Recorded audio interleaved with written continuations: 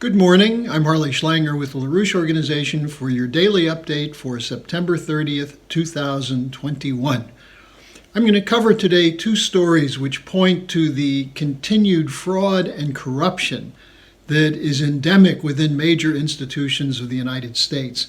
In this case, we're going to take a look at the Yahoo News expose of the unhinged then CIA Director Mike Pompeo with his intention to carry out a kidnapping and possible assassination of Julian Assange based on his obsession, according to the authors, with Assange.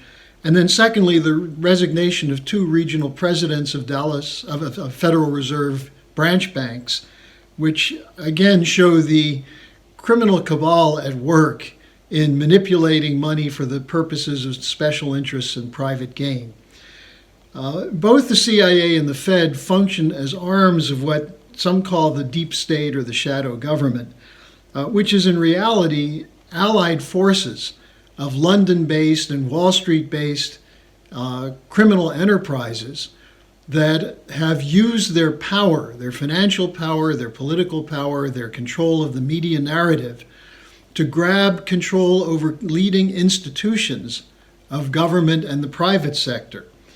And they operate on behalf of global cartels which have their own interests, which are not the interests of the American people or the people of the nations they live in. And it's these powerful corporate cartels in finance and other areas that control the military-industrial complex and the private banks and financial institutions. So by looking at these two stories, we get a bit of a window into how they operate and what they're doing. Take the Pompeo story. Mike Pompeo is a very ambitious person who wishes to be president of the United States. The story in Yahoo News exposes a series of meetings that he convened to discuss what could be done to silence Julian Assange. The question of why was Assange a target is that through WikiLeaks, he was publishing documents that were official U.S. documents, classified documents, that confirmed that there were war crimes being committed by officials of U.S. institutions, including the military, including the intelligence community.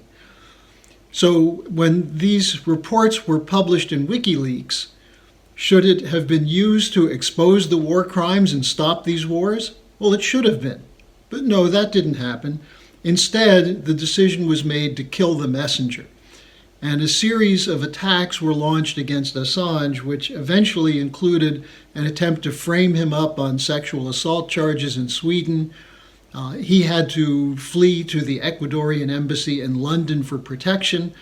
And eventually, that was taken away. He was hauled off, dumped in a dirty prison in Belmarsh outside of London, and threatened with extradition to the United States to stand trial for violation of the Espionage Act, which could have led to 170 years in prison.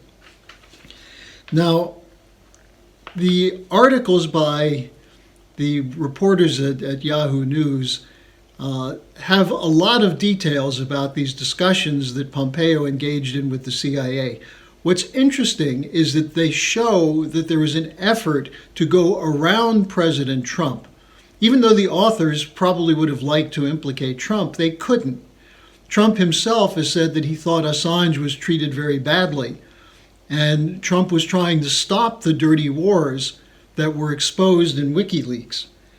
But Pompeo is now trying to wrap himself around Trump, saying that we were very concerned about this. And then Pompeo came out in an interview with Glenn Beck and said that it was necessary to shut down these leaks, that these were serious threats to U.S. security. And he implied again that he was doing this on behalf of the country. And interestingly, he attacked one of the authors, Michael Isikoff, as someone who was perpetrating the Russia hacking hoax. Now, That's true. Isikoff was the first one to publish the story that came out later in the Christopher Steele dossier. He was very much at the heart of the fraudulent narrative around Russiagate, which targeted primarily Trump. But there was an attempt to expose that made by Bill Binney, a former NSA whistleblower, who was recommended to then Director of the CIA, Pompeo, that he meet with Binney, recommended by Donald Trump, that he meet with Binney to hear what he had to say about Russian hacking. In October of 2017, Pompeo did meet with Binney. Binney laid out his analysis.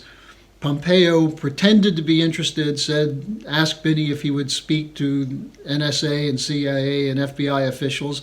Binney agreed, but nothing was ever done to follow it up. In other words, the CIA director suppressed the story of the fraud of Russian hacking, which has now been proven by leaked documents, which showed that the leading institutions that were putting out that story, including the FBI, including warrants of the FISA court, including the cybersecurity firm that supposedly was protecting the DNC computers, all of them admit there was no Russian hacking. The CIA and the FBI haven't admitted that yet. But CrowdStrike said there was no Russian hacking. So the story could have come out in October 2017 had Pompeo followed up his meeting with Binney by going after the elements in the CIA that were involved with the NSA, the FBI, and British intelligence in running Russiagate. It could have been shut down. He didn't do it. He covered it up. And he had his spokesman named Boyd release a statement saying he still stands by the intelligence community assessment of January 2017 that there was Russian hacking. Now he's trying to say, well, he knew that the Isikoff was lying. He was a perpetrator of the Russiagate hoax, and tries to wrap himself around Trump. Well, Pompeo is a war hawk. He's always been a war hawk. And part of his policy as CIA director and then Secretary of State was to keep the United States engaged in these wars, these endless wars. So don't be fooled by Pompeo trying to present himself as an ally of President Trump and to try to implicate Trump because he doesn't deny that these discussions took place. He says it was a fictional story, but he said we had to do something. Well, keep an eye on this because this is not the end of the story. Now, in the Federal Reserve, very interesting development. 2 Federal Reserve governors resigned yesterday due to their scandalous involvement in investments in financial market transactions, which benefited from the policies of the Federal Reserve, including the quantitative easing activity, which provided money for speculation. So Dallas Federal Reserve President Robert Kaplan and Boston Federal Reserve President Eric Rosengren were exposed in a Wall Street Journal article. Kaplan traded millions of dollars in stocks last year, and Rosengren traded stocks and invested in funds that were buying mortgage-backed securities. In other words, the people who are supposedly the ultimate regulators were engaging in activity that they knew would be profitable because they were pumping money into the institutions that were bidding up or driving up the prices of the financial instruments they were buying. Well, isn't that a kind of insider trading? The fact that the Federal Reserve officials who are supposed to be the watchdogs, one of the watchdogs of the financial community, were doing this, certainly indicates that there's more going on with this quantitative easing policy that benefits not only Federal Reserve directors, but also the people they're supposed to be watching. The large commercial banks, the investment funds, the hedge funds, the private equity funds, and so on. Now, not surprisingly, Federal Reserve Chairman Jerome Powell defended them. He said what they did was within the Federal Reserve's ethics guidelines. But, he added, the appearance is just obviously unacceptable. Our need to sustain the public's trust is the essence of our work, unquote. Well, obviously, the Federal Reserve needs to do more to gain the public's trust. Powell himself is under a cloud. He and his wife have a large portfolio of municipal bonds, including bonds which the Fed has been purchasing. Plausible deniability by Powell? I don't know. Blame it on his wife?